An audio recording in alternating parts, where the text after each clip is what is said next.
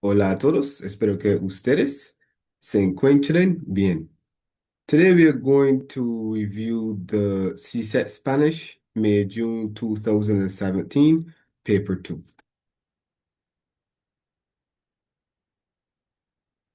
Mhm.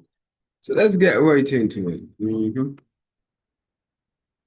So we have our directive situations first, and we begin.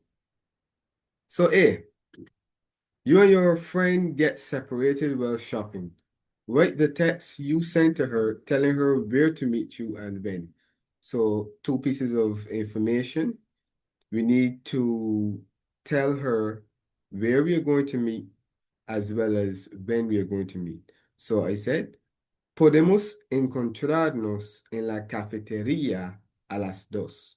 So we can meet up um, at the cafeteria, or yeah, at the cafeteria canteen at 2 o'clock.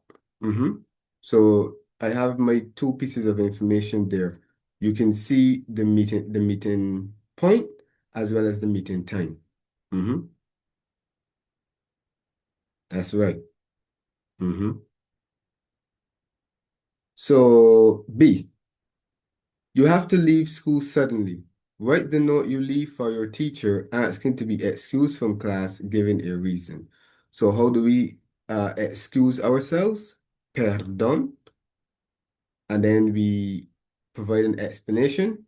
Pero tengo que ir porque mi abuelo acaba de fallecer.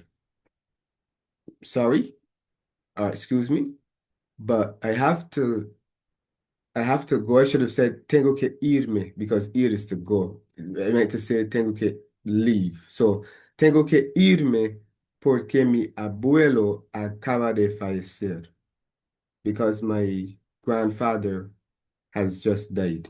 Mhm. So I'll insert the me. I'll attach the me to ir, right?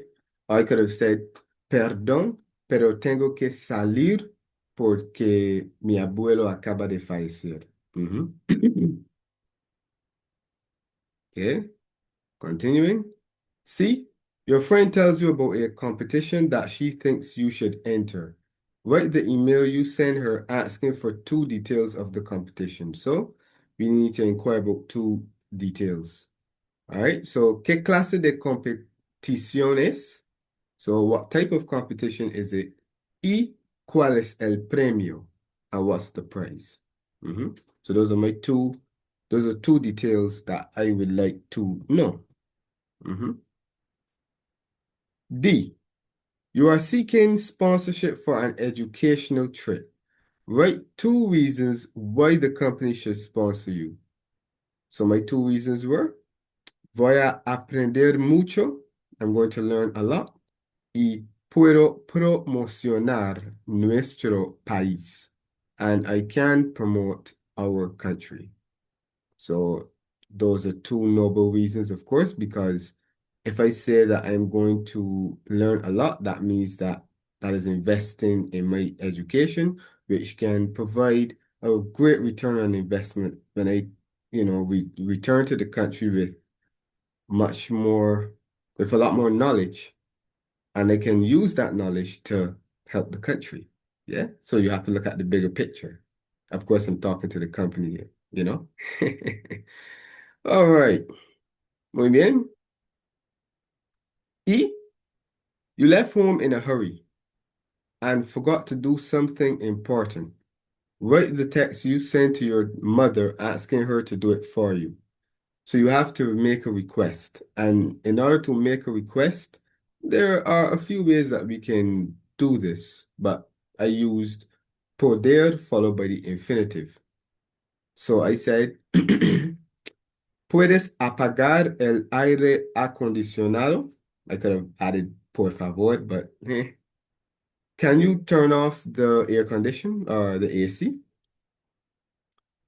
I could have also used the conditional form of poder, which is could, which is a more polite form. ¿Podrías apagar el aire acondicionado? Yeah. Mhm.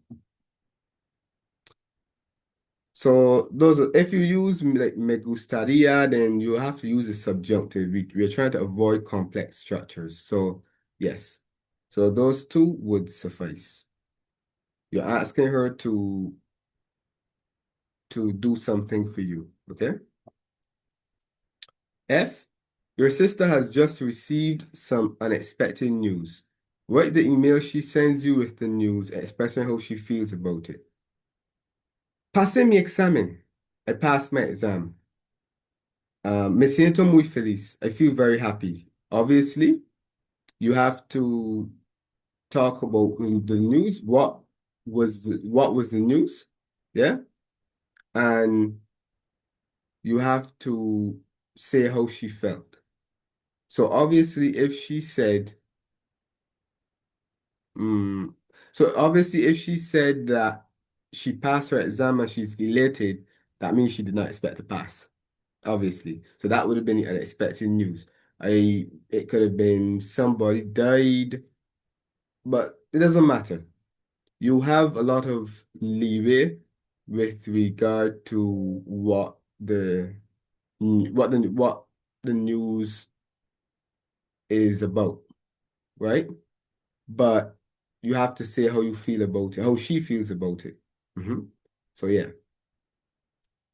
Your friend is looking extremely pretty today. Write the note you passed to her asking for an explanation for her special look today. So you have to ask her why she looks the way she does. So I said, ¿Por qué estás tan bonita hoy? So why are you so beautiful today? Now I use estar because we're talking about something that is temporary, right? We're not saying that she's not beautiful, but in the context of the situation, because we're talking about a specific moment, being today, we use estar. So, ¿por qué estás tan bonita? I could have also used the verb verse, which is to look or to appear rather. So I could have said, ¿Por qué te ves tan bonita? Why do you look so, beautiful today? ¿Por qué te ves tan bonita hoy? But of course, I use tan just to amplify it. H, you have been waiting for an hour in a restaurant for your friend and have decided to leave. Write the text you send her informing her of this, explaining where you left. 1 hour? Really? Okay. So you have to tell her that you have left as well as why you left. So, me fui porque te esperé una hora. I left because I waited for you. I waited for you for an hour. Right. That's a perfect justification for leaving. I waited for you for an hour. Mhm. I, you caught your friend doing something that he should not be doing. Write the note you sent to him, warning him of the consequences of this type of behavior, mentioning the behavior. So you have to mention the specific behavior. You have to mention the specific behavior as well as the consequence. So the behavior in my case is going to be, fumar, which is smoking. No deberías fumar. You should not smoke. Porque vas a enfermarte. Because you're going to get sick. So that would be the consequence, right? Ill health. So no deberías fumar porque vas a enfermarte. And J, your sister is getting married and wants advice on preparations. Write the email you sent to her advising her of one thing she should and one thing she should not do. So we have to advise, and of course, there are many ways to do this, but we chose to use deber in the conditional followed by the infinitive, okay? So, deberías comprar un vestido bonito. You should buy a beautiful dress. So that would obviously be what she should do. Now, what she should not do, y no deberías invitar a muchas personas. And you should not invite many people. Yeah. So those would be, so the first part mentions what she should do, and the second part mentions what she should not do. Yeah? Muy bien. So we have completed the situations. Now we move on to the letter. And what scenario do we have? So your sister arrived late for a very important examination which could affect her grades this year. Write the letter she sends to you about the situation. Be sure to include 1. Why she arrived late. 2. What happened when she got to the examination room. 3. How she felt and reacted when she was not allowed to write the examination. 4. What she intends to do about the situation. That's a very relatable circumstance because I'm sure that has happened to persons before, maybe even to persons who are currently watching this video. What did you do in that scenario, though, by the way? Anyways, so of course we have our formalities. You put the date in the right-hand corner, just like this. So, martes 22 de enero de 2025. And we're addressing it to Miguel. So Miguel is the brother, of course, and we are writing this letter as the sister who arrived late to the examination, right? So, hola Miguel, ¿cómo estás, hermano? How are you, brother? Of course. Espero que estés mejor que yo. I hope that you're better. I hope that you're better than I am. Yeah? Now I proceed to introduce the purpose. Te escribo para contarte que no pude hacer un examen porque llegué muy tarde. So I am writing you to tell you that I was not able to do an exam because I arrived very late. So that is the reason that I am writing this letter. So now I proceed to explain what happened. So why I arrived late. Lo que pasó fue que confundí la hora del examen. So what happened was that I confused the time of the exam.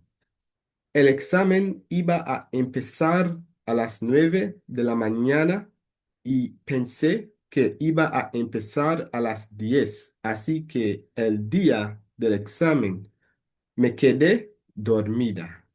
Very unfortunate.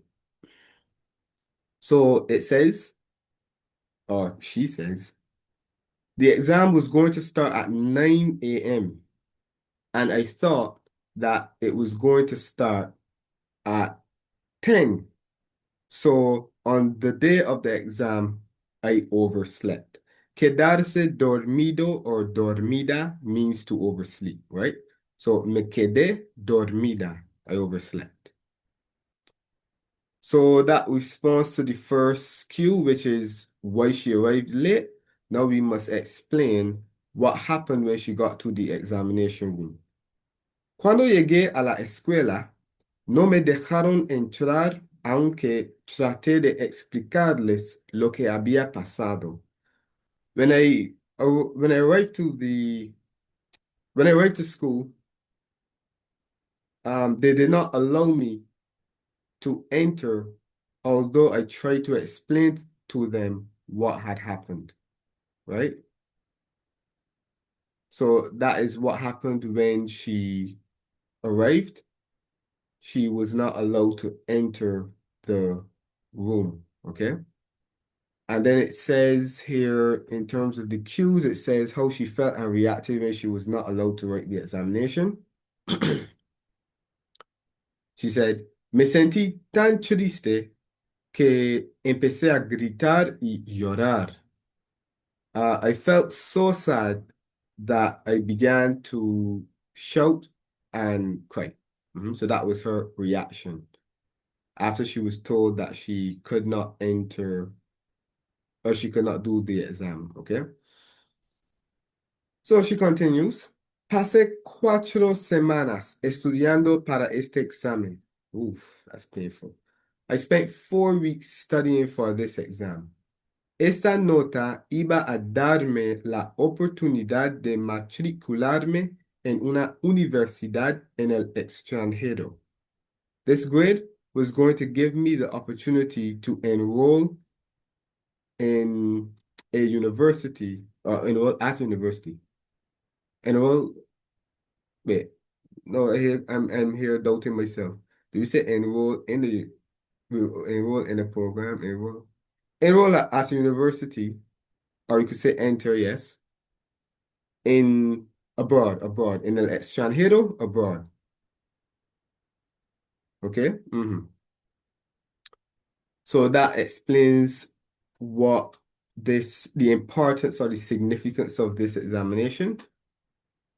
So the last cue said what she intends to do about the situation. So how is she going to resolve this?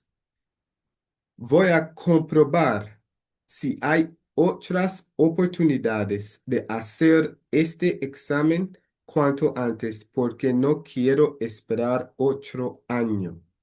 I'm going to verify if there are other opportunities to do this exam as soon as possible because I do not want to wait another year. Cuídate y nos vemos pronto. So that is my way of bringing the letter to an end. So take care and see you soon. Besos, Susana. Kisses. So we have responded to all 4 cues and we have our closing. So we have finished the letter. And my word count was 135. All right. So section 3, contextual dialogue. What is the specific scenario? So use 80 to 100 words to complete the dialogue between the principal and Juanito by giving Juanito's responses in Spanish. Never mind you see an extra P. Never mind that. Juanito is always finding himself in trouble at school. Once again, he is called to the principal's office. Okay, so what are the specific cues? The reason why Juanito is in the principal's office, a discussion of Juanito's behavior, Juanito's question about his punishment, Juanito's apology for his behavior, and what Juanito promises to do when he returns to class. Yeah, in Spanish it would be Juan, right? Juanito, but I just prefer to use the Spanish pronunciation, right? So, yeah. So the principal says, otra vez aquí, Juanito, ¿qué hiciste esta vez? Again, here again, Juanito, what did you do this time? So that's what the principal said. So in order for me to know what Juanito is supposed to say, I need to skip to see what the principal says afterward. So the principal says, inocente, innocent. Tu profesor me dijo que estabas peleando con Pablo. So your teacher told me that you were fighting with Pablo. ¿Por qué? Why? So obviously, Juanito's first response has to be, he has to deny guilt. Sorry, he has to deny that he did something wrong. Because he says inocente. And of course you have to use back inocente, right? So he has to deny that he did something wrong. So I said, no hice nada. I did not do anything. Soy inocente. I'm innocent. So this is where the principal asks inocente, innocent, right? So the first response has to deny any wrongdoing, okay? All right, continuing. So after the principal asks him why, you have to skip to see what the principal says afterwards. Juanito, tú sabes bien que si alguien te molesta, no debes pelear aunque estés enojado, okay? So Juanito, you know very well that if someone annoys you, you must not fight, although or even if you are upset or angry or annoyed, right? So obviously, Juanito, when the previous question was why, he had to explain that Pablo was annoying him because the principal says afterwards, you know well that you cannot fight even if you're, even if you are upset or angry. And he said that you cannot fight even if someone is annoying you, okay? So the reason that Juanito fought was that he was being annoyed or disturbed. So Pablo me estaba molestando, así que me enojé. Pablo was annoying me, so I got angry. I got upset. Le pegué, I hit him y perdón, y empezamos a pelear. So I hit him and we began to fight. Mhm. So yes, that is how the fight started. So Pablo was annoying him. All right. So we continue. So we follow on from the what the principal said, which is you can't fight someone with someone even if you are annoyed.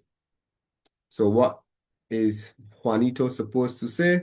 Let's skip to see what the principal says.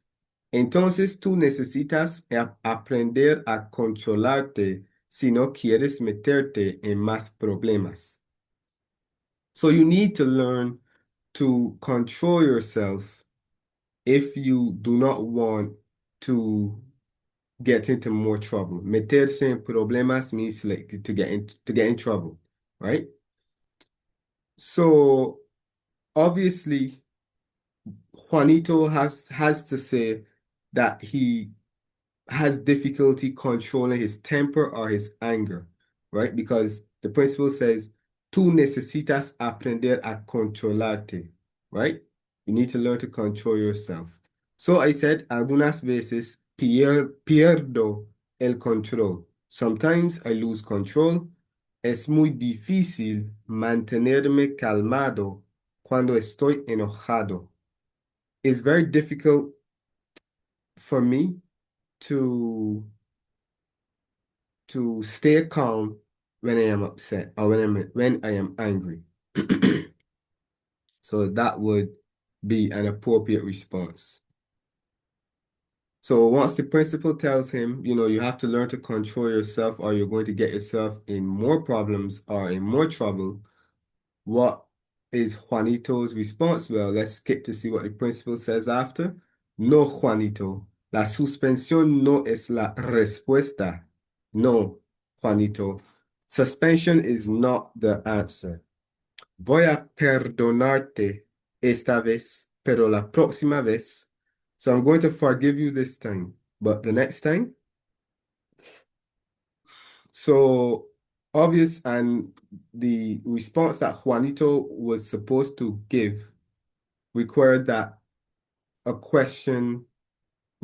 use of a question because the question marks were in the spaces. Question marks were in the spaces, so you had to ask a question. And since the principal said that suspensión no es la respuesta, he has to basically ask if he's going to receive a suspension or if the principal is going to suspend him. So I ask, ¿va a darme una suspensión? Are you going to give me a detention or a suspension? Yeah. So, well, yes. Are you going to give me a suspension? Um, and the principal said, no, that's not the answer. And of course, I use va because I'm addressing the principal as usted. It is a person, he or she is an authoritative figure. So they deserve that respect. All right. So the principal says, that's not the solution. I'm going to forgive you, but next time, okay? So what does Juanito say? Let's see what the principal says afterwards. Espero que sí, Juanito, porque si no te comportas mejor, tendré que llamar a tus padres. So I hope so, Juanito, because if you do not behave better, I will have to call your parents, okay?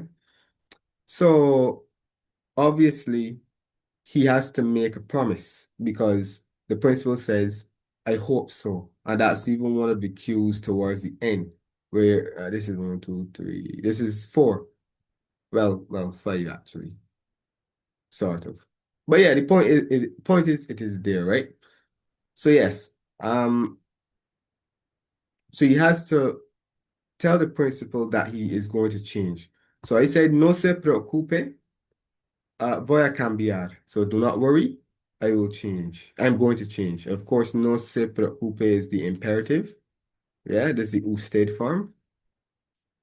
Estoy avergonzado porque siempre me meto en problemas y no me gusta. I'm ashamed because I always get into trouble and I do not like it. So that is expressing some level of accountability and and um and of course introspection. Yeah. So he wants to change. And this is why the principal says espero que sí, right? I hope so. That I'm going to change, all right? So continuing when the principal says that he or she will have to contact the parents if he doesn't, behave better, what is Juanito supposed to say? Let's skip. Muy bien, Juanito. Very good, Juanito. Me gusta esta promesa. I like this promise. Recuerda que pelear no resuelve los problemas. Remember that fighting does not solve problems. So obviously, he has to make the promise, make a firm promise. All right? So, le haré una promesa. I will make you a promise. Voy a controlar mi ira y mantenerme calmado en vez de enojarme. I'm going to control my anger and stay calm instead of getting angry or becoming angry, okay? And he says, muy bien. I like that promise. Remember that fighting does not resolve problems or solve problems. Okay, so what does Juanito have to say after that? What does the principal say after? Qué buena idea. What a good idea. Y no solo a tu profesor, sino también a Pablo. And not only to your teacher, but also to Pablo. So obviously, he has to talk about apologizing. Obviously, because and that was the last cue. That was one of the cues there. That was the fourth one.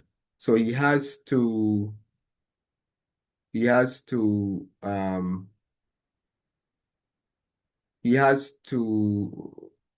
apologize to the but he has to say that he will apologize to the teacher, not necessarily at Pablo, because the principal added that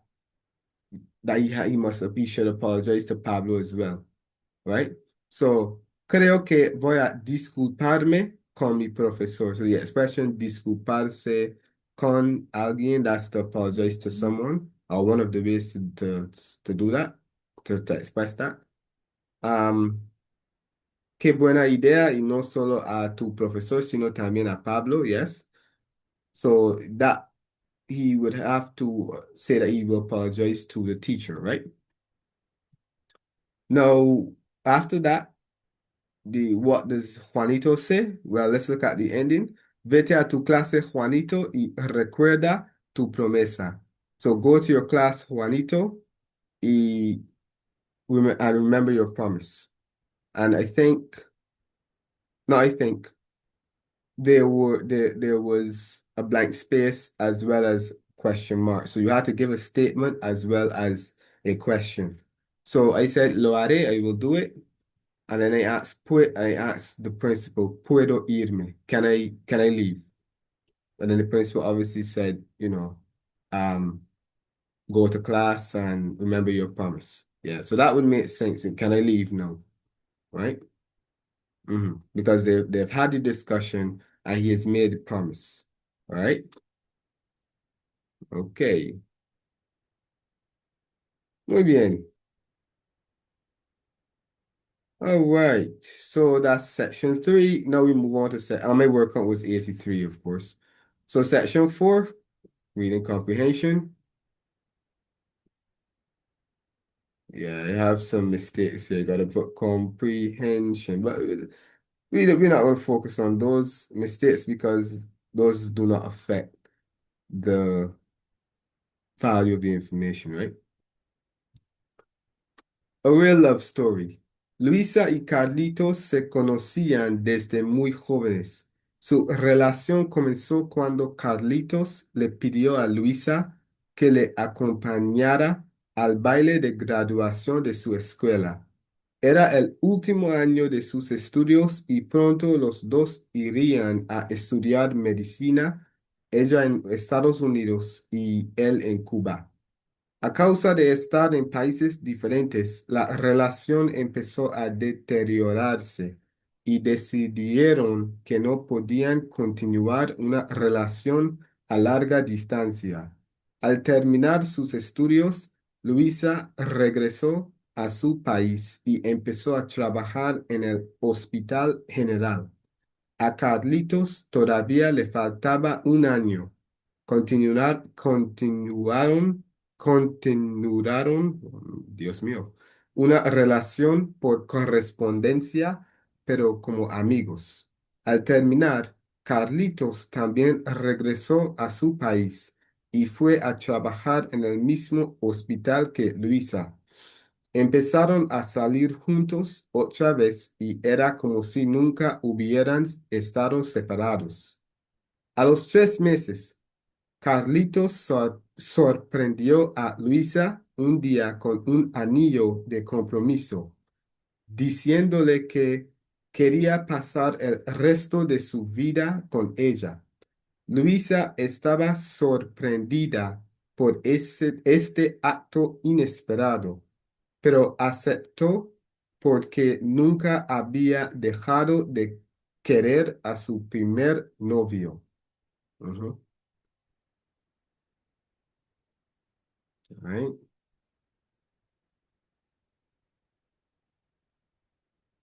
So, when did the relationship between these two begin? So it says in the first line, se conocían desde muy jóvenes. So they knew each other from the time they were very young. So it began when they were very young. Explain their plans after leaving high school. That's also in the first paragraph. Era el último año de sus estudios y it was the final year of their studies. Y pronto los dos irían a estudiar medicina. So they were both going to study medicine. Um, Luisa in the USA and Carlitos in Cuba, right? So Luisa was going to study medicine in the USA, and Carlitos was also going to study medicine, but in Cuba. All right, what happened as a result of being apart?